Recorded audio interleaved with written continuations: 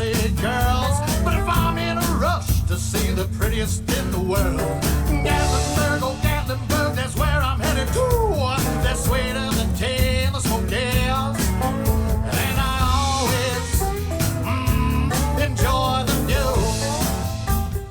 Hey y'all, I'm Fish Fisher here at the Historic Gatlinburg Inn. Well, Fish, tell us a little bit about your background. I was born in Toledo, Ohio, not far from Detroit, the Ohio-Michigan line.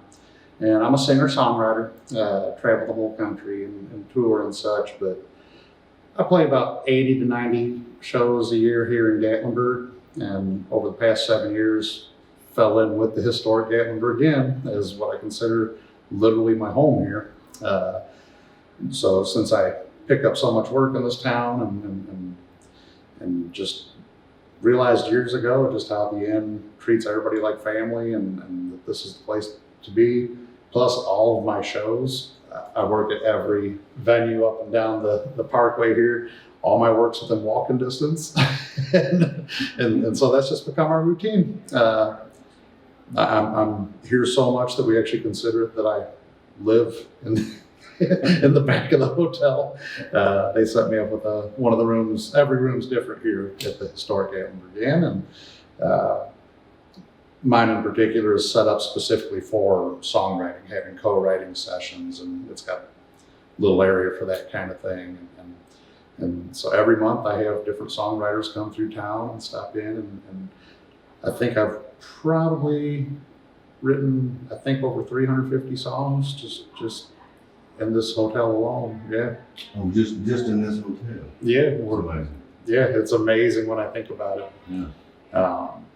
And so many, there's just such a rich history here with songwriting in particular, specifically with room 388, the Rocky Top room. And it's amazing to me across the country. I can talk to songwriters in different cities and mention this place, and the reputation is just that this is a great place to write songs, make new creations, and that the entire staff just really supports songwriting and songwriters. And so this is the perfect place to be. Yeah, I wouldn't change a thing. Tell us a little more about the songwriting sessions you have here in the hotel. Some of them are formal events, and then other times it's just kind of known because Gatlinburg, a lot of people as they're traveling across the country might just be coming through town.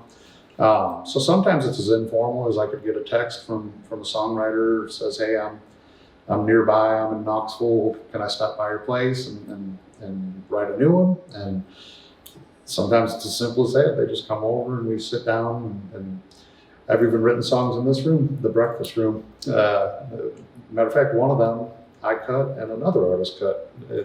I was thinking about that. That was in this very room. Other times they come up to mine and we have a cup of coffee and bust out a bunch of pads and paper and laptops and just start brainstorming ideas. But in the other times, it might be something more formal, like we just had a weekend retreat for songwriters. And in that case, it's a scheduled event that people fly in and book their room. And then we do things like that more in the Pioneer Room up in the lobby. And we'll even have a big group writing session. We had 14 people write one song Friday night. Yeah, which is I'll pull that off. It's happy pandemonium, if you will. It's all of us getting excited and talking over each other and stuff like that. But a great song came out of it. And then the next day, I split everybody into groups of 4 because you can't keep doing that without exhausting yourself, And then it's pretty neat. Like I went to each of the rooms where the groups of 4 were writing and heard 4 fantastic songs getting written. And then it's pretty neat. You see people start to get to know each other by the second day, and they start kind of pairing off and co-writing their own stuff together. And by the end of it all, I'll probably get messages let me know an official number. I think 8 or 9 songs were written over 3 days here, and everybody got to know each other so well. They're all staying in contact with each other and stuff like that. And then it's kind of cool too. We get regulars that come back to that because it's an annual event, and we'll see the same faces come out, and they missed each other and want to write the next song. So yeah, we try to keep it kind of informal. It's just something creative happens when you get different songwriters of different styles in a room together, and just let the creative juices flow. You know, are these strictly professionals you're working with? Actually, it's a wide array. I mean, we've had many hit songwriters in here, but it's an attitude of everybody's welcome. Over the weekend, we had some that it was the first time they'd ever co-written. Like some people, this is a great place to get comfortable with that notion if you've never done that before. I think because of the ambiance and just the notion how many songs have been written here, it puts people at ease. And so I bet you we had 22 attendees, and I bet you 5 or 6 had said like they'd never co-written with anybody. Maybe they'd written alone, or we get situations, might be a lyricist that's never actually sat down with the instrumentalist. So you may see some people pair up in that way, that it's a first time for them. But yeah, it's a great opportunity because it's one of the few times you can get somebody that I can tell, they'll even tell me maybe they're a little nervous or something because they're in the room with professionals, you know. But the attitude here is we're just all excited to write with each other, and so you could really get a lot of people that you see having opportunities. They're writing with professional writers on their first time of co-writing, but it really builds confidence, and I enjoy watching that quick growth and the confidence level boost up. That's one of the joys of the job, really. You know. So do you? We kind of talked about this earlier. I can't remember. Do you live here in Gatlinburg? We consider a living, like we refer even at the front desk, the staff, we call it me living here because I'm here on such a regular schedule and it's always the same room.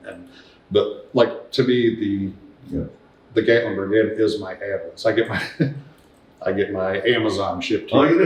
Yeah, like that. So I'm here so regularly. You know, I have my house up north and my wife and kids are up there, but we refer to it as, we tell people I live in 2 different cities, you know, but it's been that way for so long that it's just routine to us. So my commute to work is 9 hours when I drive there. So when somebody else complains about their drive to work, I'm like, I don't want to hear it. No, you probably got most people beat. Yeah, it's kind of a weird life, but yeah, so I hear people all the time, guests here will say that this hotel is like home to them, or their second home.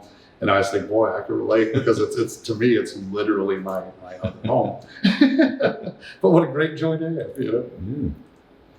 So you play the clubs up and down the strip here? I think I literally play every venue here in town. Yeah, but I'm the house singer next door at the distillery at Sugar Shine.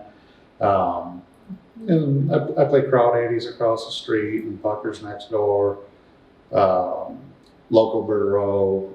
Pretty much as you walk down the Parkway, we're blessed with a lot of great venues, and there's always people in town looking for music, so I work at all of them. Do you do much of your own material, or do they want you to stick mostly to covers? It depends on the venue. I mean, my preference is always doing my own stuff and the songwriter showcases, and there's certain venues that is their preference also. But a lot of times, you know, tourists also enjoy hearing songs they know and cover songs and stuff. And so I guess it's probably 50-50 with the venues around here. And so I'm kind of a custom act for whichever one they want. You know.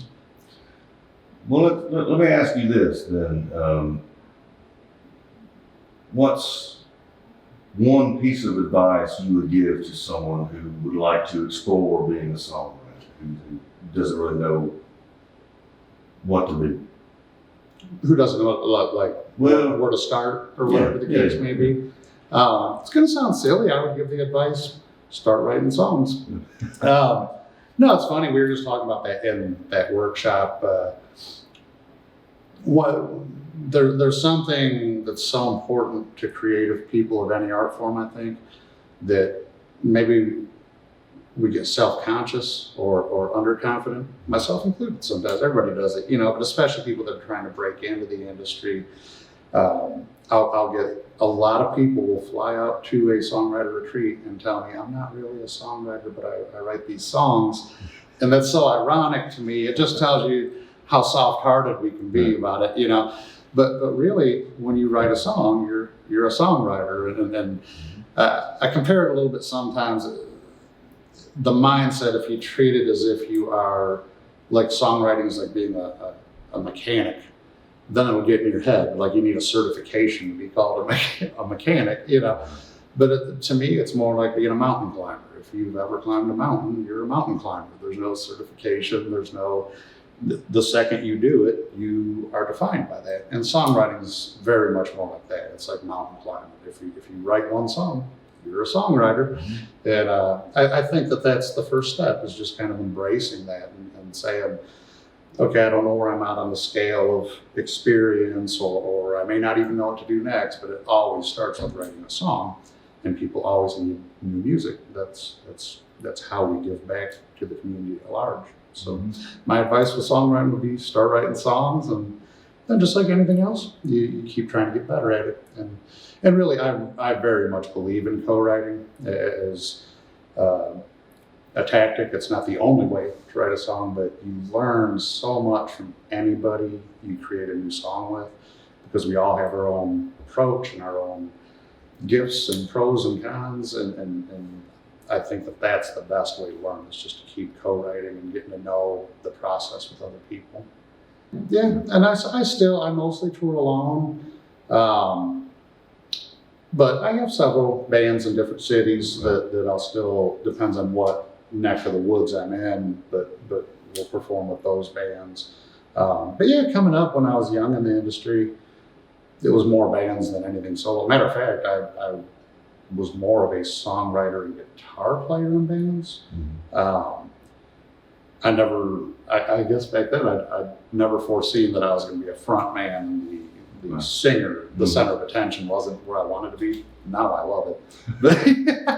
But back then that would have been surprising to me if somebody would have predicted that I'd be in the center of it, But yeah, and you need that. That's a great way to come up. When you're in a band, there's a chemistry that's built that you learn to work within that setting and stuff, and probably makes you a better solo artist if you do experience some bands along the way. All right. Who would you say are some of your major musical influences? The first easy one would be the Beatles. I'm infatuated with everything that they've ever done, and I'm a Beatlemaniac, and I think that's what set me down the path. I don't stick with one genre, and they've always had that gift for just writing what song was in the room, and so really my greatest focus of songwriting experience is just for me being infatuated with them. But I like a wide spectrum of artists from before my time and up until now. I've been on a Cody Jinks kick lately and stuff like that. So everything from country to rock. Classic rock, like the Beatles would be, I guess that'd be considered, and I love pop music. I write with them for a lot of pop artists, and so pretty much if a song's good, I like it, despite the spectrum of genres and stuff. But I do a lot of mountain music, and that's I tour Appalachia more than anything within the country. That's always been kind of my niche, and coal miner towns and stuff. So I like a lot of that backwoods music and stuff from those here. A lot of the local pickers are my best friends here, and so when we write, it's probably more of a folky Americana mountain music kind of sound. Yeah. Okay, so if someone wants to find out more about you, where would they look? The local dumpster. You'll find me in their gutter, something like that.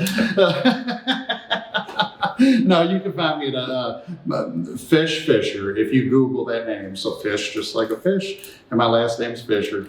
And that name is so stupid, nobody else wants it. So if you Google it, you'll get me every time. But my official website is fishfisher.net. I have a YouTube channel under the name Fish Fisher, and there's hundreds of videos and things you can check out there. Instatube and Ugram and everything that's on there. Pretty much, if you search Fish Fisher, you'll find me. All right, so if someone is interested in your songwriting workshops and that kind of thing, Yeah, what's the best place. I mean, I do update all that stuff, but I would say Facebook is where I update that constantly, because you can make the event page that then gives the address, like for the inn or wherever the workshops being held. So I would say the most fluid and consistent updates are on there. And then there's always an event page for it that kind of gives a description of what's going on and when, where, that kind of thing. And we always love to meet new faces, so definitely look for that. awesome? Anything else you want to throw in here? No, I think that's great. I just sincerely love this hotel and love talking it up and good mouthing everybody behind their back about what a wonderful job they do here. So yeah, All right. I think that's it. Thank you, Fish. No problem. You Thank you. know I got a crush on all those Tennessee girls, but if I'm in a rush to see the prettiest in the world, Gatlinburg